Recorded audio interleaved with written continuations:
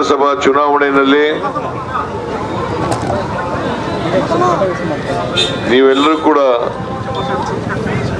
ಹಿರಿಯರಾದಂಥ ಶಾಮನೂರು ಶಿವಶಂಕರಪ್ಪನವರನ್ನ ಆಯ್ಕೆ ಮಾಡಿದ್ರಿ. ಅವರು ಮಧ್ಯದಲ್ಲೇ ನಿಧನ ಆದರಿಂದ ಅವ್ರ ಜಾಗ ಖಾಲಿ ಆಯಿತು. ಖಾಲಿ ಜಾಗವನ್ನು ಕಾನೂನು ರೀತಿಯ ಭರ್ತಿ ಮಾಡಬೇಕಾಗಿರ್ತಕ್ಕಂಥದ್ದು ಅತ್ಯಂತ ಅಗತ್ಯ. ಆ ಜಾಗವನ್ನು ಭರ್ತಿ ಮಾಡಲಿಕ್ಕೋಸ್ಕರ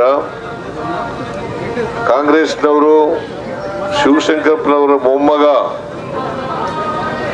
ಸಮರ್ಥ್ ಅವರನ್ನ ಅಭ್ಯರ್ಥಿಯನ್ನಾಗಿ ಆಯ್ಕೆ ಮಾಡಿದ್ದಾರೆ.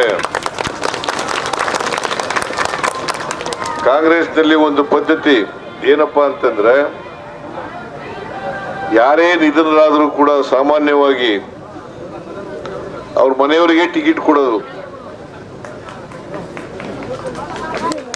ಈಗ 2 ಉಪಚುನಾವಣೆಗಳು ನಡೀತಾ ಇದ್ದಾವೆ. ಬಾಗಲಕೋಟೆಯಲ್ಲಿ HY ಮೇಟಿ ಅವರು ನಿಧನರಾದರು. ಅವ್ರ ಮಗನಿಗೆ ಟಿಕೆಟ್ ಕೊಟ್ಟಿದ್ದೀವಿ ನಾವು.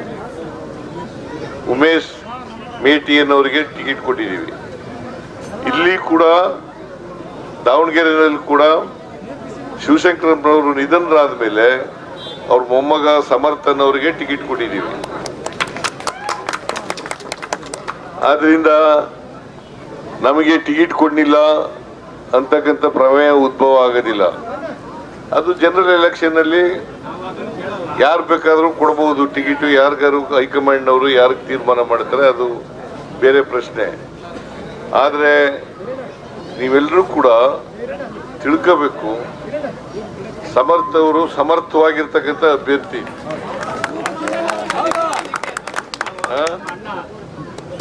ವಿದ್ಯಾವಂತ, ಯುವಕ, ಜನಪರವಾಗಿರ್ತಕ್ಕಂಥ ವ್ಯಕ್ತಿ. ಅದರಿಂದ ಜನರ ಪರವಾಗಿ ಮತ ಹಾಕ್ಬೇಕು. ಜನರ ಪರವಾಗಿ ಯಾರು ಕೆಲಸ ಮಾಡ್ತಾರೆ ಅವ್ರು ಮಾತ್ರ ಜನಪ್ರತಿನಿಧಿಗಳಾಗಬೇಕು ಅಲ್ವಾ? ಜನಪ್ರತಿನಿಧಿ ಅಂದ್ರೆ ಏನು? ಜನಪ್ರತಿನಿಧಿ ಅಂತಂದ್ರೆ ನಿಮ್ ಪರವಾಗಿ ಅಸೆಂಬ್ಲಿನಲ್ಲಿ ಕೆಲಸ ಮಾಡೋರು, ನಿಮ್ ಕ್ಷೇತ್ರದಲ್ಲಿ ಅಭಿವೃದ್ಧಿ ಮಾಡ್ತಕ್ಕಂಥವ್ರು. ಅದನ್ನ ಮಾಡಬೇಕಾದ್ರೆ ಇವ್ರು ಮಾತ್ರ ಸಾಧ್ಯ ಅಂತಕ್ಕಂಥ ಮಾತುಗಳನ್ನ ಹೇಳಲಿಕ್ಕೆ ಬಯಸ್ತಾ ಇದ್ದೀನಿ.